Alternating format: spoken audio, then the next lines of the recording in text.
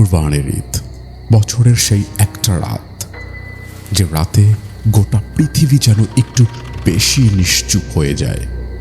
পাড়ার মসজিদে তখনও এশার আজানের সুর ভেসে বেড়াচ্ছে। উঠোনে কোরবানির পশুর রক্তের গন্ধ এখনো মেলায়নি, আর দূরে কোথাও একটা কুকুর থেমে থেমে ডাকছে। সেই রাতে হাফেজ মাওলানা ইউনুস সাহেব একটাই কাজে বের হয়েছিলেন, পাড়ার গরিব এক অসুস্থ মানুষকে কোরবানির গোশত পৌঁছে দিতে। সহজ কাজ, মাত্র আধা মাইলের পথ, কিন্তু সেই আধা মাইলের মধ্যে যা ঘটেছিল তা তিনি আজও কাউকে পুরোটা বলেনি। আজ সেই রাতের গল্পটা বলার সময় এসেছে। মাওলানা ইউনুস সাহেব বয়স তখন 50-এর কোঠায়। 40 বছর ধরে কোরআন পড়িয়ে আসছেন। গ্রামের মানুষ তাকে শুধু হুজুর বলে না, বলে আলোর মানুষ। তার সম্পর্কে গ্রামে একটা কথা প্রচলিত ছিল, ইউনুস হুজুর যে পথ দিয়ে হাঁটেন সে পথ থেকে অশুভ শক্তি সরে যায়। মানুষ হাসত এই কথা শুনে, হুজুর নিজেও হাসতেন, কিন্তু সেই কুরবানির রাতের পরে আর কেউ হাসেনি। গ্রামের নাম চরকান্দি। ব্রহ্মপুত্রের একটি শাখা নদীর পাশে অবস্থিত এই ছোট্ট গ্রামটি ময়মনসিংহ জেলার প্রত্যন্ত এক অঞ্চলে। শহরের আলো এখানে পৌঁছায় রাত 9টার পরে। বিদ্যুৎ চলে গেলে গোটা গ্রাম একটা ঘন কালো চাদরে ঢেকে যায়। আর সেই রাতে বিদ্যুৎ ছিল না, ছিল শুধু একটা হারিকেন আর আকাশে অর্ধচন্দ্র। হুজুর সেদিন মাগরিবের নামাজ পড়তে বসেছিলেন। তার ছাত্র রাশেদ এসে খবর দিল, পাড়ার ওপারে বৃদ্ধ আজিজ চাচা শয্যাশয়ী। তার ছেলেরা শহরে থাকেন, কোরবানির গোশত কেউ পাঠায়নি তাকে। কথাটা শুনে হুজুর একটুও দেরি করলেন না। একটা থালায় গোশত সাজিয়ে হাতে হারিকেন নিয়ে বিসমিল্লাহ বলে রওনা হলেন। রাশেদও সাথে যেতে চেয়েছিল। হুজুর হাত তুলে থামালেন রাশেদকে, বললেন, তুই থাক, আমি একটু যাই আর আসি। সেটাই ছিল হয়তো সেই রাতের প্রথম ভুল। রাত তখন 8টা ছাড়িয়েছে। হুজুর হাঁটছেন। হারিকেনের কমলা আলোয় তার সামনে একটা ছোট্ট ক্লক তৈরি করেছে, আর তার বাইরে শুধুই অন্ধকার। পথটা চেনা, বহুবার হেঁটেছেন এই পথে। বাঁদিকে পুরনো বটগাছ, ডান দিকে পাট ক্ষেত, সামনে সরু মেঠো পথ। এই পথে রাতে হাঁটতে হাঁটতে হুজুর কখনো ভয় পাননি। আল্লাহর জিকিরে তার মন সব সময় শান্ত থাকে। কিন্তু সেদিন বটগাছের কাছে আসতেই তার পায়ের চলন থমকে গেল। কারণটা তিনি নিজেও পরে ব্যাখ্যা করতে পারেননি, শুধু বলেছিলেন, মনে হলো বাতাসটা হঠাৎ বদলে গেছে। কোরবানির গোশতের গন্ধ চলে গেছে, তার বদলে একটা ভেজা মাটির গন্ধ এলো, যেন কেউ এই মাত্র কোনো কিছু মাটি থেকে তুলে নিয়েছে। হুজুর একটু দাঁড়ালেন, চারদিকে দেখলেন কেউ নেই। তিনি আবার হাঁটতে শুরু করলেন। বটগাছটা পার হওয়ার পর একটা ছোট্ট খাল আসে। সেই খালের উপর বাঁশের একটা সাঁকো ছিল। হুজুর সাঁকোর কাছে এসে থামলেন, হারিকেনের আলোর সামনে ধরলেন। সাঁকোর উপরে মনে হচ্ছে যেন কেউ বসে আছে। প্রথমে মনে হলো কোনো পথচারী হয়তো বিশ্রাম নিচ্ছে। হুজুর একটু উঁচু গলায় ডাকলেন, কে আছেন ওখানে? কে আছেন ওখানে? কোনো উত্তর নেই। তিনি আরেকটু এগিয়ে গেলেন। হারিকেনের আলোয় এবার স্পষ্ট দেখা গেল সাঁকোর ওপারে একজন বৃদ্ধা বসে আছেন। সাদা কাপড় পরা, মাথায় ঘোমটা দেওয়া, 2 হাত মুখ ঢেকে ফুপিয়ে ফুপিয়ে কাঁদছেন। হুজুরের মনে প্রথমে দয়া জাগল, বললেন, কি হয়েছে মা? এত রাতে এখানে তুমি একা কাঁদছো কেন? বৃদ্ধা মাথা তুললেন না, শুধু কান্নার সুরটা একটু বদলে গেল, যেন আরো গভীর হলো, যেন মাটির ভেতর থেকে উঠে আসছে সেই কান্না। হুজুর সাহেব সারা জীবন মানুষের কষ্ট দেখলে এগিয়ে গেছেন, সেদিনও গেলেন। সাঁকোর উপরে পা রাখলেন, আর ঠিক তখনই বৃদ্ধার হাত দুটো মুখ থেকে সরে গেল। হুজুর দেখলেন, এবং যা দেখলেন তা দেখে তার হাত থেকে হারিকেনটা পড়ে যেতে যেতে রক্ষা পেল। বৃদ্ধার মুখে কোনো চোখ নেই, চোখের জায়গায় দুটো গর্ত, আর সেই গর্ত থেকে কান্না নামছে পানির মতো, কিন্তু সেই পানির রংটা কালো, কুচকুচে কালো। হুজুর তার পুরো জীবনে এমন কিছু কখনো দেখেননি, তবু তিনি পিছিয়ে গেলেন না। মনে মনে আউযুবিল্লাহি মিনাশ শয়তানির রাজিম পড়লেন। তারপর উচ্চ স্বরে বললেন, আল্লাহর নামে জিজ্ঞেস করছি, তুমি কে? বৃদ্ধা এবার একটু হাসল। সেই হাসির শব্দ ছিল না, শুধু মুখটা প্রসারিত হলো অনেক বেশি, স্বাভাবিকের চেয়েও অনেক বেশি। তারপর একটা গলা শোনা গেল, নারী কণ্ঠ, কিন্তু গভীর, ভারী। বললেন, হুজুর, আপনি কি জানেন আজ রাতে এই গ্রামে কি ঘুমিয়ে আছে? হুজুর আয়াতুল কুরসি পড়তে শুরু করলেন, পুরো আয়াত। এবং অদ্ভুত ব্যাপার হলো, যতই তিনি পড়তে লাগলেন বৃদ্ধার অবয়বটা ততই কাঁপতে লাগলো, যেন বাতাসে ধোঁয়া কেঁপে উঠছে, যেন সে ধরে রাখতে পারছে না নিজেকে। কিন্তু মিলিয়ে গেল না, শুধু একটু পিছিয়ে গেল। সাঁকো থেকে নেমে সেই অবয়বটা অন্ধকারের মাঝেই হারিয়ে গেল। হুজুর সেখানে কিছুক্ষণ দাঁড়িয়ে রইলেন। হুজুরের হাত পা কাঁপছে, কিন্তু তিনি জানেন ভয় মানুষকে দুর্বল করে, আর তিনি আল্লাহর বান্দা। তিনি নিজের মাঝে সাহস সঞ্চার করে আবার হাঁটতে শুরু করলেন। আজিজ চাচার বাড়ি আর বেশি দূর না, মাত্র কয়েক মিনিটের দূরত্ব। তিনি সেখানে গোশত পৌঁছে দেবেন, তারপর ফিরবেন। কিন্তু ফেরার পথ এবার বদলে গেছে। চরকান্দি গ্রামের প্রতিটি পথ হুজুরের চেনা ছিল, কিন্তু সেই রাতে তিনি লক্ষ্য করলেন একই গাছ বারবার আসছে, সেই বাঁকা তাল গাছ যেটা তিনি 15 মিনিট আগে পার হয়েছিলেন, সেটা আবার সামনে। এবার তিনি থামলেন, ভাবলেন হয়তো ভুল পথে এসেছি। উল্টো ঘুরলেন, হাঁটলেন।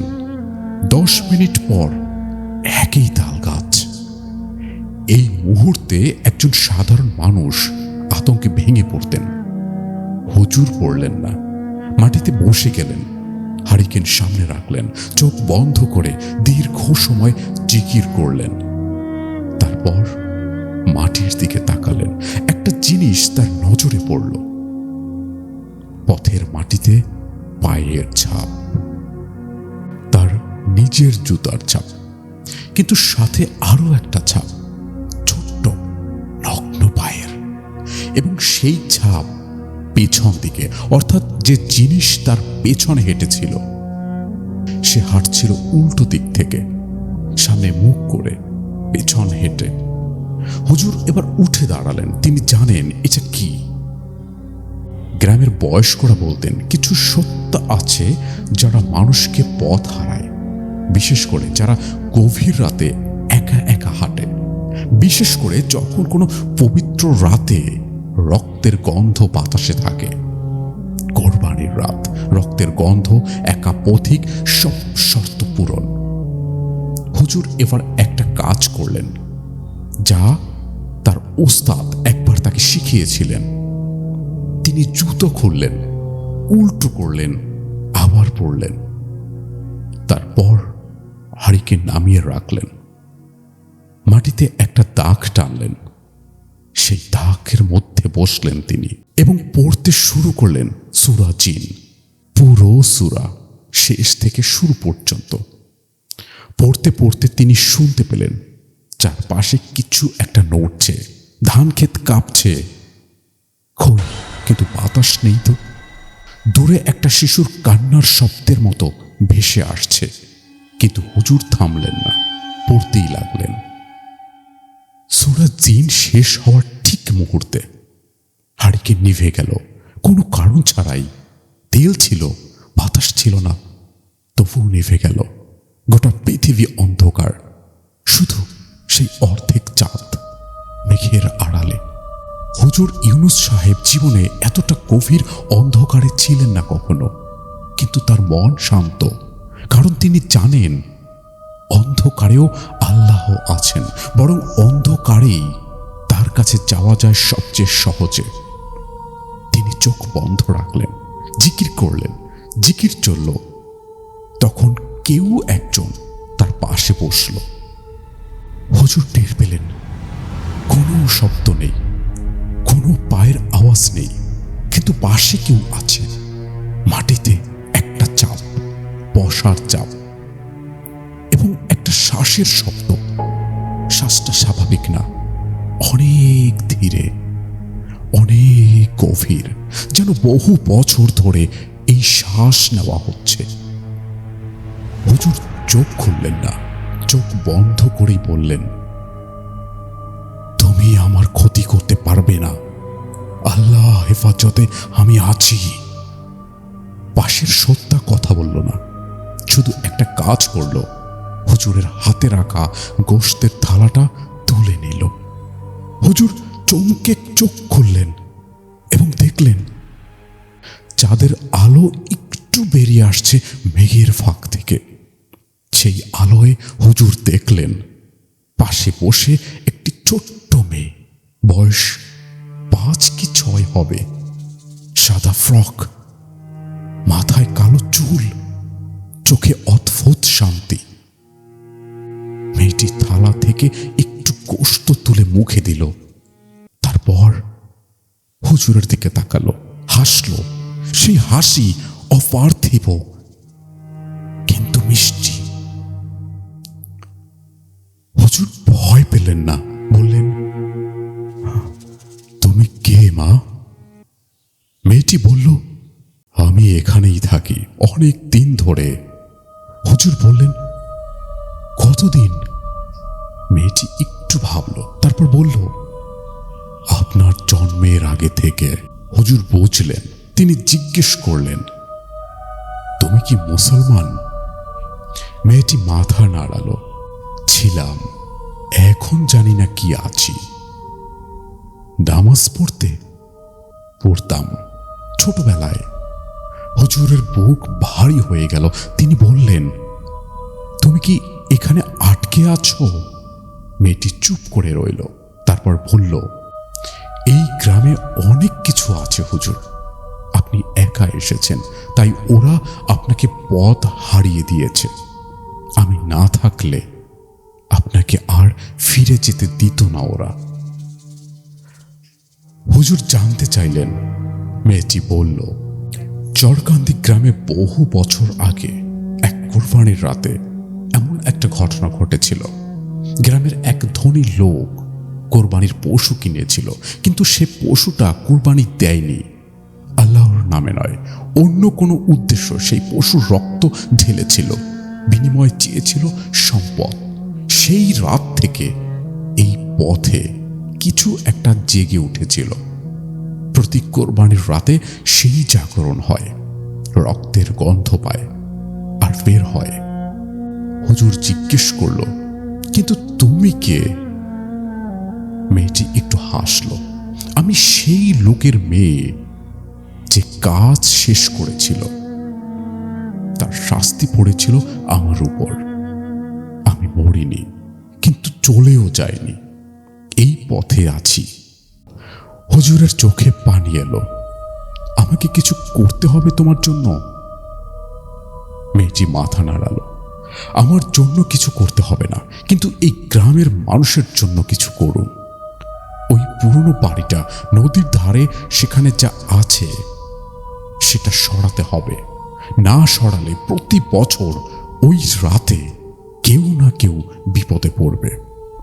হুজুর জিজ্ঞেস করলেন, কি আছে সেখানে? মেয়েটি বলতে যাবে এবং ঠিক তখনই দূর থেকে ভেসে এলো ফজরের আজান। রাত পেরিয়ে ভোর হয়ে গেছে। হুজুর চোখ বুলালেন, তারপর খুললেন। পাশে কেউ নেই, মেয়েটিও নেই। হুজুর উঠে দাঁড়ালেন এবং দেখলেন তিনি আজিজ চাচার বাড়ির ঠিক সামনে দাঁড়িয়ে আছেন। হুজুর ইউনুস সাহেব সেই সকালে আজিজ চাচার বাড়ির দরজায় কড়া নাড়লেন। দরজা খুলল আজিজ চাচা নিজেই। দেখলেন হুজুরকে। বললেন, হুজুর, হুজুর, আপনি কি ঠিক আছেন? রাতে কোথায় ছিলেন? আপনার ছাত্র রাশেদ সারা রাত খুঁজেছে আপনাকে। হুজুর শুধু বললেন, আলহামদুলিল্লাহ, ভালো আছি। থালাটা হাতে দিলেন, নিন কুরবানির গোশত। সেই ঘটনার পরে হুজুর অনেক দিন চুপ ছিলেন। তারপর একদিন গ্রামের মুরব্বীদের ডেকে সব খুলে বললেন। নদীর ধারের পুরনো বাড়িটা ভাঙা হলো। সেখানে পাওয়া গেল মাটির নিচে পোতা একটা কালো মাটির পাত্র। ভেতরে কি ছিল হুজুর কখনো বলেননি, শুধু বলেছেন সেটা পুড়িয়ে দেওয়া হয়েছে আল্লাহর রহমতে।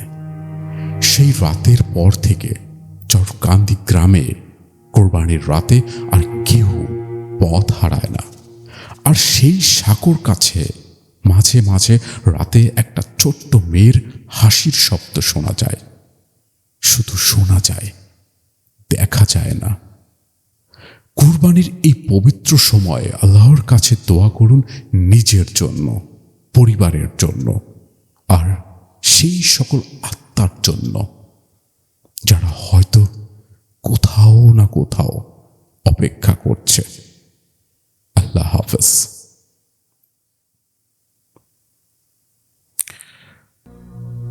ডিয়ার লিসনার্স, এই ছিল আজকের ঈদ স্পেশাল আয়োজন। জানি না কেমন লেগেছে আপনাদের। যদি ভালো লেগে থাকে অবশ্যই সেই ভালো লাগার অনুভূতিটু ব্যক্ত করুন কমেন্ট সেকশনে। আর আপনাদের সাথেও যদি এরকম কোনো ব্যাখ্যাতীত ঘটনা ঘটে থাকে কিংবা শুনে থাকেন, তাহলে অবশ্যই সেই সমস্ত ঘটনা লিখে পাঠান আমাদের ইমেল অ্যাড্রেস rahস্যবৃত্ত@gmail.com, অথবা আমাদের রহস্যবৃত্ত ফেসবুক পেজের ইনবক্সে গিয়েও মেসেজ করতে পারেন। আপনি চাইলেও আমাদের হোয়াটসঅ্যাপ নাম্বারে লাইভ কল করে শোনাতে পারেন আপনার শোনা কিংবা আপনার সাথে ঘটে যাওয়া সেই ঘটনা। পরবর্তী ঘটনা শোনার আমন্ত্রণ জানিয়ে আজকের এখানেই বিদায় নিচ্ছি। সে পর্যন্ত ভালো থাকুন, সুস্থ থাকুন, মোস্ট ইম্পর্ট্যান্ট রহস্যবৃত্তের সাথে থাকুন। ধন্যবাদ।